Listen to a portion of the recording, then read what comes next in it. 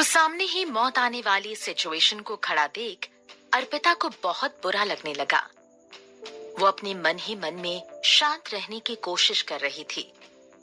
वो डर के मारे कांप भी रही थी। उसे अगले पल होने वाली ह्यूमिलिएशन के बारे में सोच सोच कर चिंता होने लगी थी। वो जान चुकी थी कि संजय मित्तल उसे पहचान चुका है। उसका आउटफिट आज काफी सिंपल था, ना कि कल जैसे टी शर्ट और जीन्स पहने हुए। और तो और उसने काफी सिंपल मेकअप कर रखा था अपने प्रोफेशनलिज्म को दिखाने के लिए। वो शायद तो अब तक कल के टकराव के बाद उसे भूल भी चुका होगा। बॉस, ये अर्पिता है। इत्तेफाक से साक्षी और अर्पिता एक ही नर्सिंग कॉलेज से हैं। संजय मित्तल को अर्पिता की ओर रहस्यपूर्ण तरीके से देखते हुए देखकर नौकर ने जल्दी से सारी डिटेल उसे बताई। Oh really? संजय मित्तल ने काफी अजीब तरीके से कहा। वो अर्पिता की ओर काफी अजीब तरीके से देख रहा था, जैसे कि कोई लेजर मशीन किसी चीज को स्कैन कर रही हो।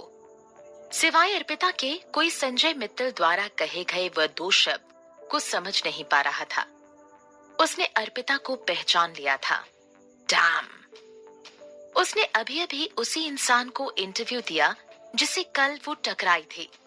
उसके लिए इस बार सब कुछ खत्म हो चुका था। मगर अर्पिता ही वहां पर सिर्फ एक बेचैन इंसान नहीं थी। कुछ देर पहले जीत को अपनी ओर आता देख जो साक्षी खुशी के मारे झूम रही थी, अब वो संजय मित्तल को अर्पिता की ओर देखते हुए काफी बेचैन हो रही थी। वो जल्दी ही पैनिक होने लगी। अर्पिता की सुंदरता काफी लड़कों को उसका दीवाना बना देती थी और ये बात साक्षी को पता थी। उसे डर था कि कहीं संजय मित्तल का दिल भी अर्पिता पर ना आ जाए। लेकिन इतनी मुश्किल से आखिरी राउंड पर पहुंचकर वो खाली हाथ नहीं जाना चाहती थी। वो कतई ये इंटरव्यू अर्पिता से हारना नहीं चाहती थी और स्पेशली यहाँ संजय मित्तल के सामने तो बिल्कुल भी नहीं।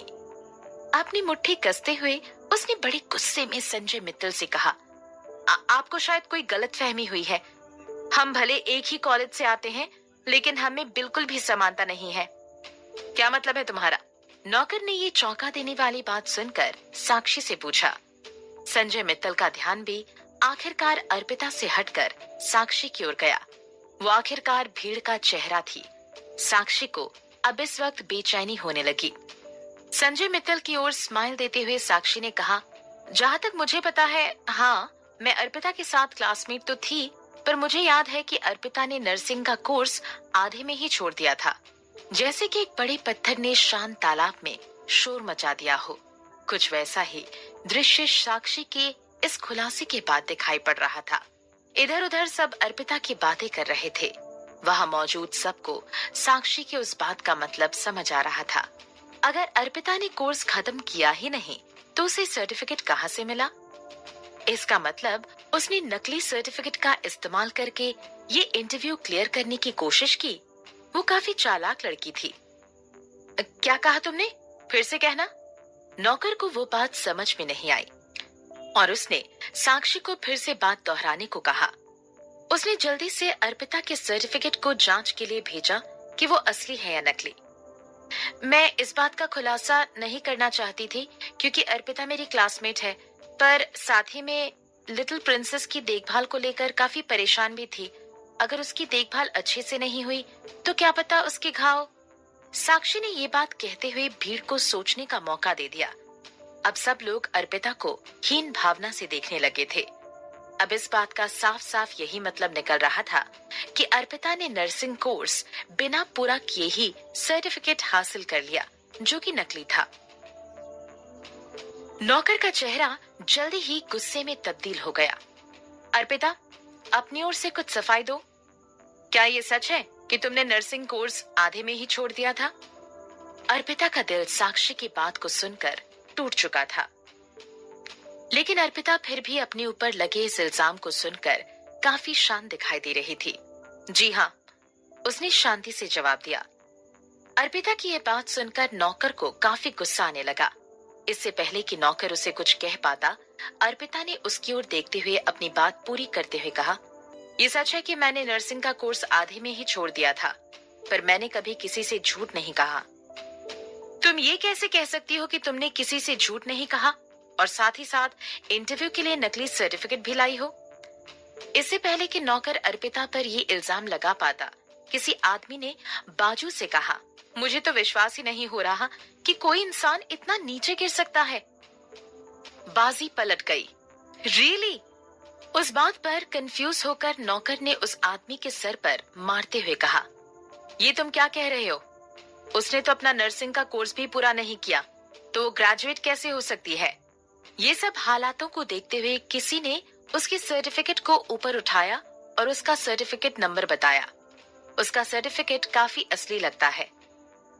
आप सब देख सकते हैं। क्या ये सच में असली है? नौकर बार बार उस सर्टिफिकेट नंबर की ओर देखने लगा। उस सर्टिफिकेट को बार बार देखते हुए अचंभित होकर उसने सर्टिफिकेट को अर्पिता का बायोडेटा संजय मित्तल को पकड़ाया।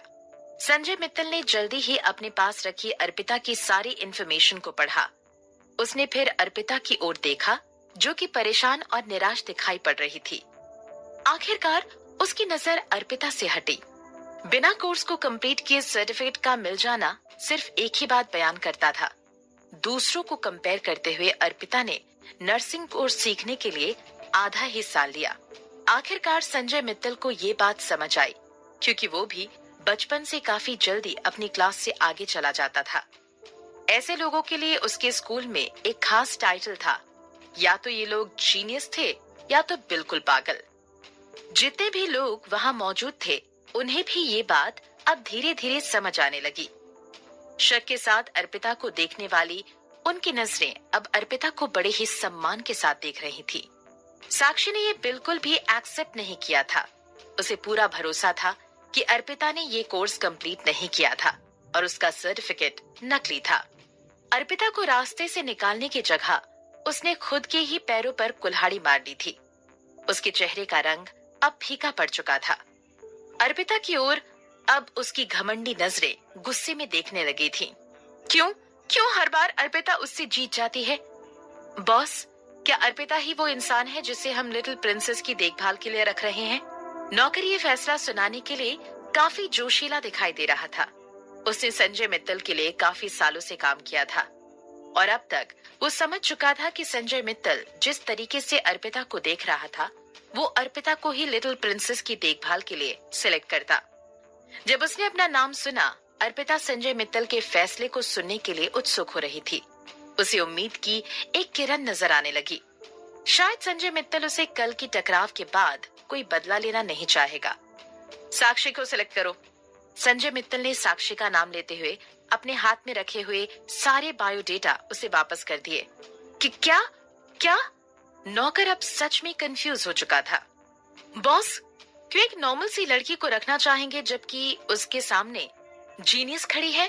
साक्षी जो कि सिलेक्ट हो चुकी थी, उसे भी अब अचंभा होने लगा। उसे भी अब लगने लगा था कि सब कुछ खत्म हो चुका है और किसे पता था कि उसकी किस्मत पलट के उसे ये जॉब उसके हाथों में दे देगी। वहाँ सिर्फ नौकर और साक्षी ही सिर्फ कंफ्यूज दिखाई नहीं दे रहे थे, बल्कि वहाँ मौजूद सभी लोग संजय मित्तल के फैसले को बचकाना समझ रहे थे। कौन एक जीनियस को छोड़कर नॉर्मल सी लड़की को सिलेक्ट करता है? सबको छोड़कर संजय मित्तल की नजर अर्पिता की ओर गई और वो कहने लगा कि नर्स बनना सिर्फ जीनियस होने की बात नहीं है, इसमें लोगों की देखभाल करना भी आनी चाहिए और उन्हें बचाना भी आना चाहिए। वो अपनी बेटी की देखभाल किसी ऐसे इंसान के हाथों नहीं दे सकता था जो कि सिर्फ एक 6 महीने के कोर्स से पड़ी हुई हो। अर्पिता संजय मित्तल को बस देखती रह गई। उसने कभी नहीं सोचा था कि संजय मित्तल उसे इस बात के लिए रिजेक्ट कर देगा। उसे अपने सपने अब सच में टूटते हुए दिखाई देने लगे थे। ये सच है कि उसका सर्टिफिकेट उसके इंटेलिजेंस को दर्शाता था, पर ये कतई नहीं था कि उसका उसके पेशेंट के साथ अच्छा नाता ना हो और वो किसी की जान ना बचा पाए। उसे संजय मित्तल की बात सुनकर काफी बेइज्जती महसूस हुई। वो अपने आप पर ही शक करने लग गई। जैसे ही वो संजय मित्तल द्वारा कही गई इस बात से उसको टोकती, वहां खड़े नौकर ने उसे रोक लिया। बॉस द्वारा दिए गए किसी भी फैसले को मोड़ा नहीं जा सकता है। उनका फैसला मतलब आखिरी फैसला। नौकर ने अर्पिता से कहा। अर्पिता। डैडी। मित्तल हाउस के उस बड़े से घर के एक रूम से एक मासूम सी आवाज बाहर आने लगी। अगले ही पल एक छोटी प्यारी सी छवि अपनी नैनी के गोद से नीचे उतरकर हॉल की तरफ आने लगी। अपने जख्मी कंधे को संभालते हुए वे जोरों से संजय मित्तल की ओर भागने लगी। इससे पहले कि कोई कुछ समझ पाता, वो संजय मित्तल की गोद में जाकर बैठ गई। एक मासूम भरी आवाज के साथ उस बच्ची ने अर्पिता की ओर इशारा किया। डैडी, क्या ये दीदी मेरी हमारे साथ रहेंगी? कितनी सुंदर है, एकदम परियों जैसी।